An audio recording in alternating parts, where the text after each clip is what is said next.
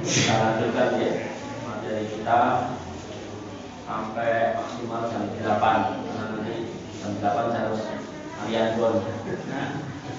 Dan masjid bulu. Kalau ada bulu itu senangnya itu kayak dintennya tadi malam minggu.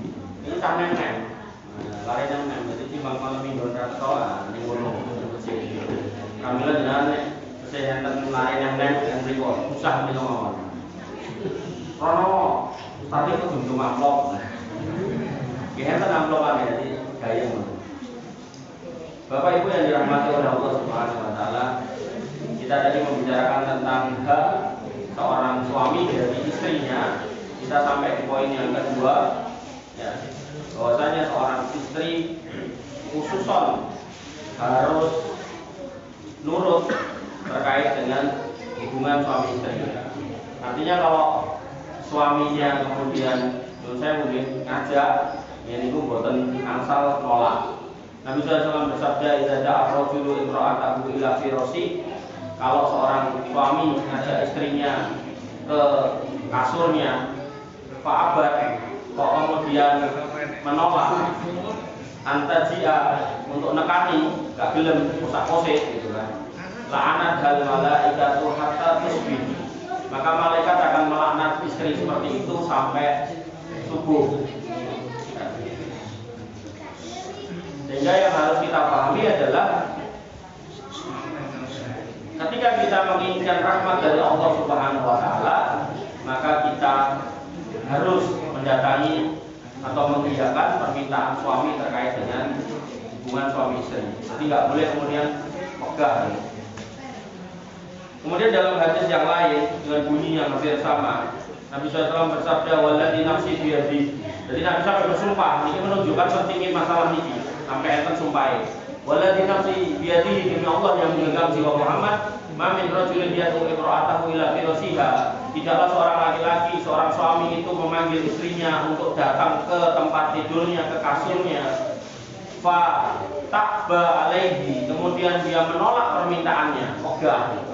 Illa kana alladzi bisama sahiton 'alaiha, maka melainkan tidak lain, maka semua penduduk yang ada di langit juga akan murka kepada istri itu hatta yardha anha, sampai suaminya ridho lagi. Jadi ketika kemudian jenengan nolak, suami atau garwan jenengan kemudian nesu, anyel, maka yang di langit ini menika para malaikat, di mana langit itu lapisnya ada 7, di antara lapis 1 dengan 2, 2 dengan 3. Lebarnya, jaraknya itu 500 tahun perjalanan. Di tengah-tengahnya itu juga banyak penghuni langit, yang mana malaikat itu setiap jengkal itu ada malaikat yang bersujud dan bertasbih. Itu menunjukkan malaikat itu kayak diangat gitu. Bahkan di langit itu ada satu tempat namanya Baitul Ma'mur. Setiap hari malaikat itu mlebet ten riku 70.000 sing mlebu ora mati meneh gitu. Jadi menunjukkan malaikat itu kayak diangat. Maka dikatakan oleh Nabi SAW sampai bersumpah, demi Allah kalau seorang istri diceluk karo bojone dijak ning jero kamar ora gelem, maka yang di langit akan ikut marah, ikut murka kepada istri yang demikian itu. Sehingga kok alasan apapun, misalnya lagi sibuk goreng tempe, goreng tahu, lagi sibuk ubah-ubah gitu kan, itu pun juga tidak ya, kesel segala macam, itu pun juga tidak diperkenankan gitu. Kalau bisa kemudian jangan tetap memaksakan diri untuk memenuhi panggilan suaminya, itu tetap lebih baik. Nabi SAW paling menghentikan, idza da'a ar-rajulu zaujatahu li hajatihi. Kalau seorang laki-laki memanggil istrinya untuk kepentingannya, untuk keperluannya, untuk hajatnya, faltatihi, maka penuhilah dia. Wa in kana ala at-tanur, walaupun dia sedang berada di atas utang. Jadi nek lagi utang ring dhuwur utang, dhuwur jaran, pedhuk sik gitu kan. Lagi goreng tahu, goreng tempe, pateni sik gitu. Karena ada yang lebih urgent. Nek nganti ora kejadian kok ndak malah jeblok lah. Dan ini napa nggih istilahnya? Nabi itu sampai bersumpah ngoten. Jadi orang iman itu kalau kemudian Nabi bersumpah, contoh nggih, Nabi itu bersumpah ketika kemudian mengatakan inna dina indallahil Islam, agama yang diridhoi Allah itu hanya Islam. Kemudian dalam ayat yang lain dikatakan wa may yabtaghi ghairal Islam dinan falan yuqbala minhu wa huwa fil akhirati minal khasirin. Orang yang mencari agama selain Islam, semua amal ibadahnya ditolak dan dia akan menjadi orang yang merugi. Kemudian dalam ayat yang lain tentang amal-amal orang kafir, Allah mengatakan wa qadimna ila ma amilu min amalin wa ja'alnahu haba'an mansura. Wong kafir kuwi oleh ngamal sak karepmu, tapi kok amalmu tak dudokene tak sadekke debu-debu yang terparan ora kanggo.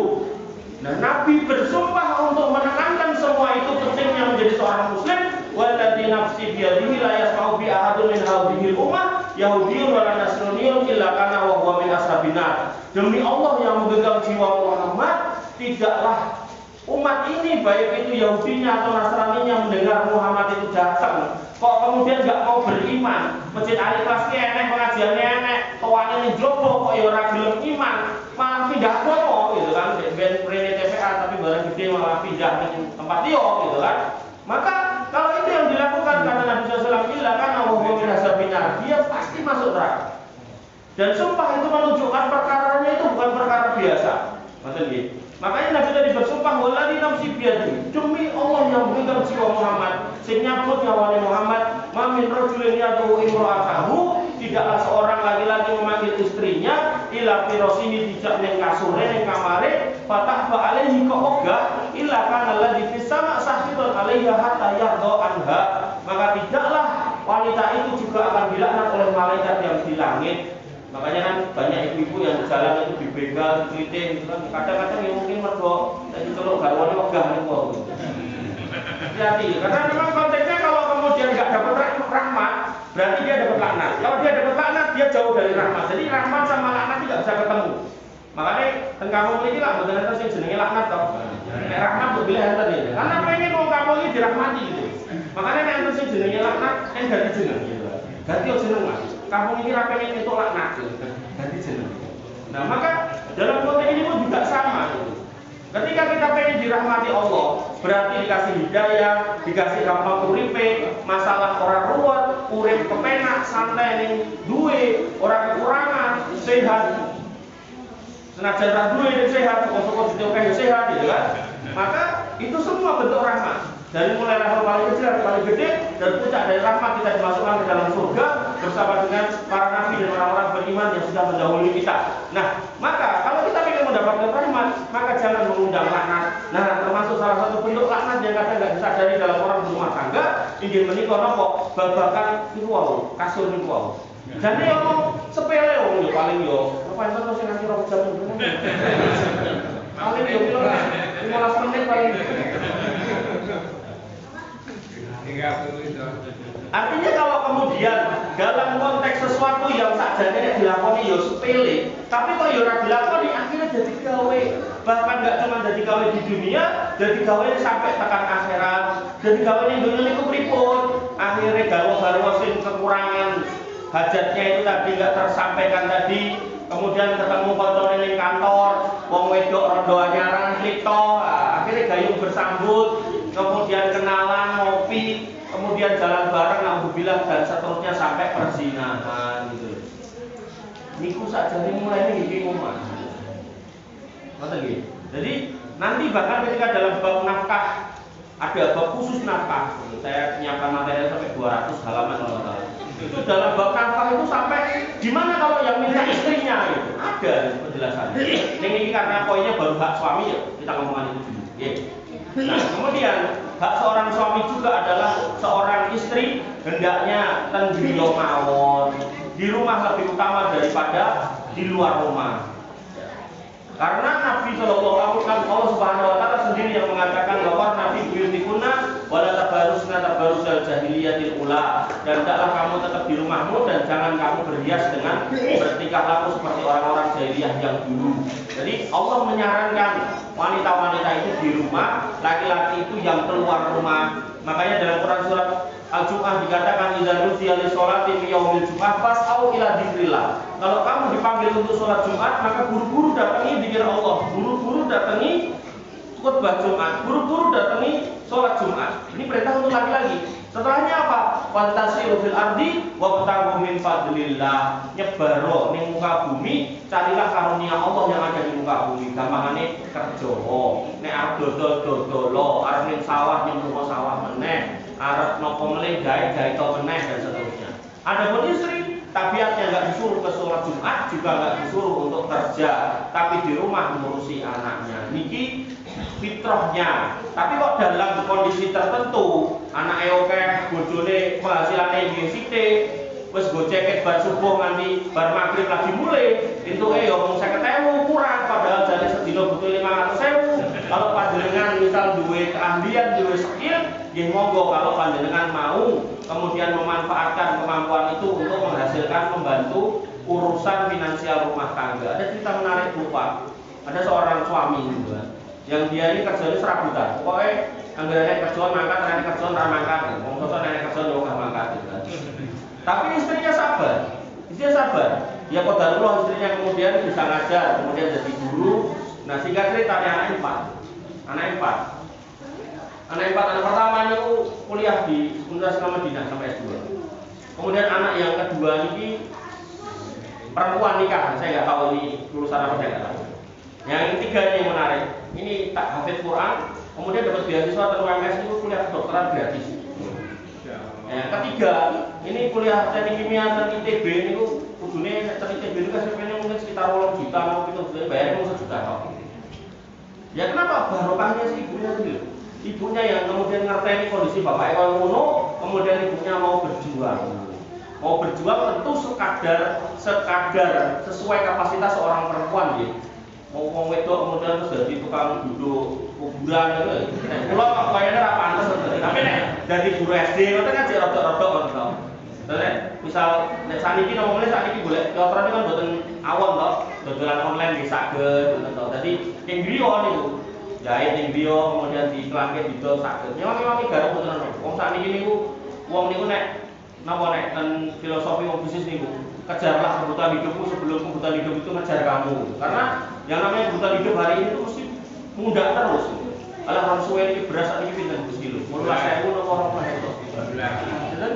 17. Sesuk paling ya wis 18. Nah, derek ngomong ke Lombok macam-macam. Jadi duit niku nek biyen 100.000 iso nyangking kok pasar jatah kiwa tangan saiki mungkin kiwotoke enteng gitu.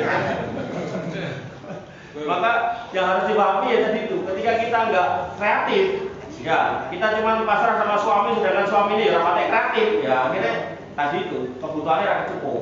Akhirnya terjadi nopo ya gali lubang tutup lubang, terakhir ketemu lubang. Makanya Nabi SAW mengatakan dalam doa, Allahumma inni a'udzubika minal kasali wa minal maghromi. Ini sepaket. Ya Allah saya berlindung dari malas dan dari terlilit utang. Artinya apa? Kalau orang itu nggak kreatif, malesan, malas mikir, terus aku kerja tuh ini, terus gue cek esok kan sore, wes itu semene, cukup, ya alhamdulillah orang cukup no. Angel loh nek ngoten niku. Nah, terus orang kreatif, nggak mikir yang lain-lain, ya, akhirnya tetap nggak cukup. Wong faktanya hidup itu juga bagian dari realita yang harus melihat kenyataan. Nyotone nek kebutuhannya sedina 100 juga mungkin bisa didustakan terus dikei 20.000 bisa jadi, nggak mungkin, tetap butuh 100. Nah dalam kondisi-kondisi seperti itu maka orang itu harus kreatif. Ibu dan bapak-bapak yang dirahmati oleh Allah Subhanahu Wa Taala, jadi tinggal di rumah itu tidak menghilangkan atau tidak mencegah seorang wanita untuk kreatif ini. Kemudian yang keempat hak seorang suami dan istrinya adalah tidak boleh memasukkan seorang lain yang tidak diizinkan oleh suaminya. Jadi kalau panjenengan suaminya enter ndriya kemudian dia melarang aja boleh kok kepur ning omah kene gitu kan. Nek wis ngomong ngono ya aja dibantah gitu kan. Ya tapi kan kuwi bakul, nek bakul ya ora apa bojone. Maksudnya wong liya gitu kan. Nah, maka Nabi SAW bersabda dalam pada hadis Haji Wada, "Fattaqullah fin nisa." Wong lanang, bertakwalah kalian kepada Allah tentang urusan wanita. Fa innakum aqattumuhunna bi amanillah. Mereka itu kamu ambil dengan amanah dari Allah. Jadi menyebut nama Allah, kamu persaksikan Allah di situ gitu kan. Wastahlaltum furujahunna bi kalimatillah, dan kamu menghalalkan kemaluannya untuk kamu dengan menyebut kalimat Allah. Walakum alaihinna alla tutikna furusyakum ahadan takrahuna. Maka termasuk hak kalian atas mereka adalah dia tidak boleh memasukkan seorang yang tidak kamu senangi ke dalam rumahmu, ke dalam ruang tamumu. Jadi kalau garwane udah bilang si fulan jangan dimasukkan ke sini, maka itu adalah hak dari suami dan kewajiban jenengan untuk ngikut. Nah simpulan itu sinten ya, mungkin sepupu jenengan, mungkin adik jenengan, mungkin garwane lagi rasa seneng kali rai ini jenengan ya bisa jadi toh. Mungkin lagi hitung-hitungan opor atau cok, pokoknya adikku coba turun nih. Ya udah kayak gitu ya sudah kita manut gitu kan. Agar rumah tangga itu adem ayu. Nah kemudian dalam hadis dikatakan oleh Abu Hurairah radhiyallahu anhu, la ta'dalul imra'atu fi baiti zawjiha wa huwa syahidun ila bi'idni. Tidak boleh seorang wanita mengizinkan seorang pun untuk masuk rumah suaminya sedangkan suaminya ada melainkan dengan izinnya. Itu yang keempat. Yang kelima, tidak boleh puasa sunnah tanpa izin suami. Nah, jadi kalau puasa sunnah harus izin, Senin Kemis kan. Jadi kalau tadi wanita yang puasa wajib, wanita yang sholat wajib, wanita yang menjaga dirinya, wanita yang kemudian yang terakhir taat kepada suaminya, itu masuk surga dari pintu 8 bisa milih sendiri. Ya toh? Maka nek kemudian wis nglakoni papat kok yo nganggo poso sunah, wis nglakoni sholat wajib kok yo nganggo sholat sunah, maka berarti itu istri yang luar biasa. Berarti selain kon milih dhewe lawange, masuk surganya itu didekek pada tingkatan yang paling tinggi gitu kan. Sila pikir akhlak yang paling tinggi gitu kan. Maka yang terjadi adalah ketika panjenengan mau menjalankan puasa sunnah, artinya kan namanya orang beriman tuh, wis aku rakyatan saiki aku ngakoni papat ning yo dijajari mlebu surga pengen milih dhewe. Aku yo tetep pengen sing utama ning surga, ora mung surga sing paling iso, sing paling dhuwur. Aku pengen tetep puasa sunnah, aku pengen tetep sholat sunnah, aku tetep pengen ngakoni amal-amal sunnah, maka itu wajib izin sama suaminya. Panjenengan mau Senin Kemis izin, Pak, kula izin ngajeng Senin Kemis, Mas, kula izin ngajeng poso Arafah, izin. Kalau diizinkan mangkat, nggak diizinkan nggak apa-apa, dan insya Allah panjenengan sudah tertulis pahala puasa sunnah buat jenengan. Kalau nggak diizinkan, aku poso Mas, tapi jam 5 kunjul tanggal 5 kurang 5 menit nih azan, kok ya bijak, mangkat penuhi keinginannya. Ketika jenengan batalkan puasa itu, insya Allah jenengan tetap dapat pahala puasanya plus pahala memenuhi kebutuhan suaminya yang sedang tele-tele. Nah, maka enak kalau kita kemudian hidup menggunakan syariat. Enak kalau kemudian kita hidup menggunakan koridor-koridor agama. Orang nggak berdebat, nggak usah gitu. Enten mau mati goro-goro bujuku ini, nggak apa. Aku poso malah kon dupa gitu kan. Mau lagi sholat tahajud malah diganggu kan. Nah tahajud sunnah. Tapi kalau kemudian goro-goro dengan tahajud garwane kesenggol terus tangi ya toh. Ngejak yo batal ki mboten napa-napa. Lah syukur-syukur dijak tahajud gelem tahajud sik Mas kok barui wae.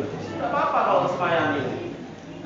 Ibu-ibu yang dirahmati oleh Allah Subhanahu wa taala, sampai Nabi mengatakan la yahillu lil mar'ati an tasuma wa zawjuha syahidun illa bi'ni. Enggak boleh, enggak halal, berarti haram. Poso sing tadine sunnah berarti haram. Kapan? Ketika dia kerjakan tapi enggak izin sama suaminya. Wala ta'zana fi baitihi illa bi'idni, dan tidak boleh mengizinkan orang lain masuk tanpa seizinnya. Nah kan iki yo padha-padha kowe dok, enggak boleh kalau suaminya enggak izinkan gitu. Jangan-jangan itu mantan dia juga enggak dong. Nanti kemudian dia terganggu hatinya, coba lebok, nekat dilebok gitu kan. Nah, akhirnya malah jadi rusak rumah tangga. Salah itu sendiri. Kemudian wama anfaqta fi nafaqatin, wama anfaqat fi nafaqatin an ghairi amrihi. Jadi kalau panjenengan mau infak, mau sedekah, niku jelas-jelas harta, jelas-jelas nafkah dari suaminya yang 50.000 mau ora cukup ya diinfake sisa gitu kan. Mangke izin riyen.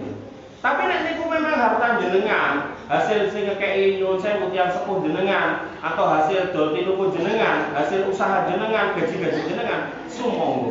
Tapi kalau ini nafkah dari suaminya, kadang niku kok iki lho 100.000 mbok blonjo iki yo nggih. Namanya perempuan kan pinter tuh. Oh boleh sing murah toh. Kan jatuh 100.000, ternyata kurang 20.000. Nah terus 20.000 dikeke ning adike sing ra kerja. Nah, akhirnya rame lho. Kenapa? Karena nggak mengikuti sunnah. Sunnahnya pripun? Sunnahnya izin. Nah, insya Allah bu suami yang soleh niku mesti izin. Iki nggo ngewangi adikku sing lagi bareng PHK. Oh silakan. Itu suami yang soleh. Tapi kalau kemudian jenengan nggak izin, bu api kadang mau lanang tersinggung ya terus kayak itu. Nah, maka pentingnya menjaga, saling menjaga. Kemudian fa innahu di ilaihi satruhu, maka suami mendapat setengah dari pahala ketika istrinya berinfak dengan harta yang diberikannya. Sekali lagi, Rasulullah SAW bersabda, la yahilu lil mar'ati an tasuma wa zawjuha shahidun illa fi nih. Gak halal bagi seorang wanita tetap berpuasa sedangkan suaminya ada atau tidak sedang safar dan dia tidak minta izin kepadanya. Ini sekali lagi konteksnya puasa sunnah. Kalaupun puasa qadha, panjenengan tetap harus izin karena qadha kan dilakukan di hari lain ya, bukan di hari Ramadannya. Nah, tetap harus dengan izin. Tapi kok setahun ora diizin piye? Kasih tahu, Mas. Iki aku bertahun, wis setahun diutang poso ning urung lunas, mosok ora bojone terus bendino kok eker-eker terus. Kok sekali-kali eker-eker kok bengi gitu loh, awan-awan kan. Ben suamine yo pikir karena memang diperlukan untuk lunasi utang itu paling boten kan cara haid seminggu loh. Ngoten to. Nah, mulai nanti nifas, ngoten niku nanti berpuluh-puluh hari gitu kan. Nah, maka dalam hadis yang lain dikatakan la tasumul mar'atu wa ba'luha syahidun illa fi ghairi Ramadan. Jadi ditegaskan lagi puasa apa yang kemudian enggak perlu minta izin. Ini wanita tidak boleh puasa selain Ramadan kalau enggak dapat izin dari suaminya. Jadi kalau Ramadan ya langsung mawon itu saya izin. Suaminya lebih gerak. Nanti ada dalam pembahasan kita fikih ini gimana hukumnya suami yang baru pulang safar atau suami yang sakit ning senajan sakit awake tapi ini kuning mboten sakit gitu kan. Nah, jadi pas bojone poso terus jaluk itu gimana hukumnya? Enten pembahasan itu kan. Nah, jadi itu mungkin pas poso dia dibahas lebih detail dengan Ustaznya. Ibu-ibu yang dirahmati oleh Allah Subhanahu wa taala, pilih cekap semanten yang saya aturaken niki mun dugi halaman 48 dari 189. Jadi nggih pun pinten niki seprapat ya. Nah, insyaallah nanti kita lanjutkan pada poin-poin berikutnya. Pangapunten tidak bisa saya lama-lamakan karena saya harus pindah ke masjid yang lain agar kemudian kajian kita atau taklim kita atau majelis kita lebih barokah. Selain dapat berkat biar tambah barokah, kita akhiri dengan doa dengan aminakan. Mudah-mudahan kemudian Allah kabulkan semua yang kita doakan, yang kita sampaikan pada masjid ini yang dirahmati oleh Allah Subhanahu wa taala. Paling dulu namanya siapa? Namanya siapa? Siapa? Kakak.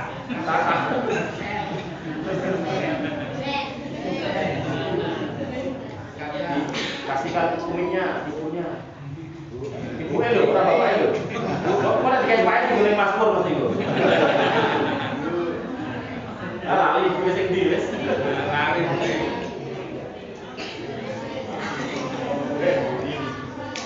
Bismillahirrahmanirrahim. Alhamdulillahirabbil alamin. Hamdan syakirin hamdan na'imin hamdan yuafi ni'amahu wa yukafi mazidah. Ya Rabbana lakal hamdu kama yanbaghi li jalali wa sultanik.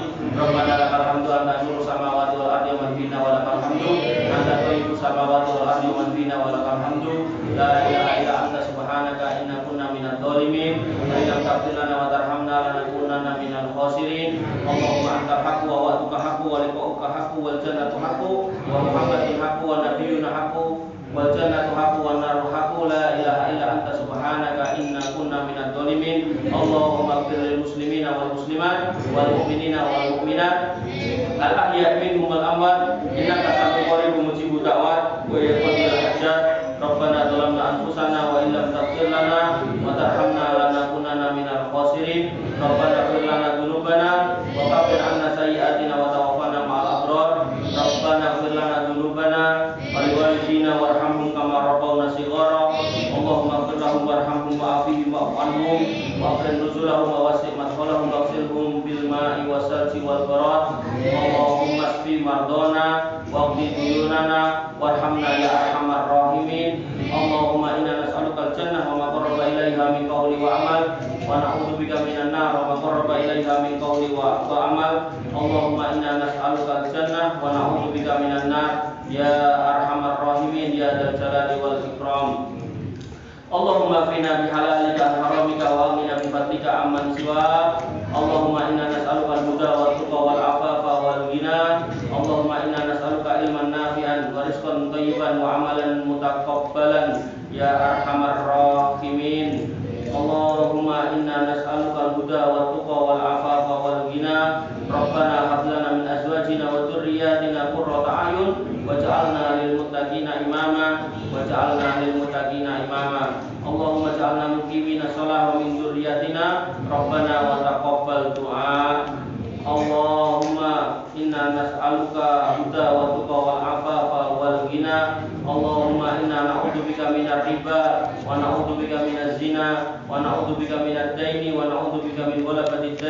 wa na'udzubika min su'il akhlaq, wa na'udzubika min fitnatil masiihid dajjal, wa na'udzubika min fitnatil qabri wa adzabil qabri, wa na'udzubika min adzabi jahannam, wa na'udzubika minar riba, wa na'udzubika minaz zina, wa na'udzubika minasyirki, wa na'udzubika minad dzulmi, wa na'udzubika minan nifaq, wa na'udzubika min su'il akhlaq, wa na'udzubika min su'il khatimah, wa nas'aluka husnal khatimah ya arhamar rahimin ya dzal jalali wal ikram. Rabbana atina fid dunya hasanah wa fil akhirati hasanah wa qina adzabannar. Rabbana arinal haqqa haqqan warzuqna ittiba'ahu wa arinal batila batila warzuqna ijtinabah. Rabbana atina min ladunka rahmah wa hayyi lana min amrina rasada. Rabbana hdina siratal mustaqim siratal ladzina an'amta 'alaihim ghairil maghdubi 'alaihim waladdallin. Amin. Wa akhiru da'wana alhamdulillahi rabbil alamin. Wa sallallahu ala nabiyyina Muhammadin wa ala alihi wa sahbihi wa sallam ajmain. Walhamdulillahi rabbil alamin. Assalamualaikum warahmatullahi wabarakatuh.